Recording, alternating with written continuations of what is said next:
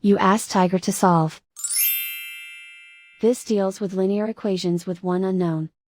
The final result is x equals 3/2. Let's solve it step by step.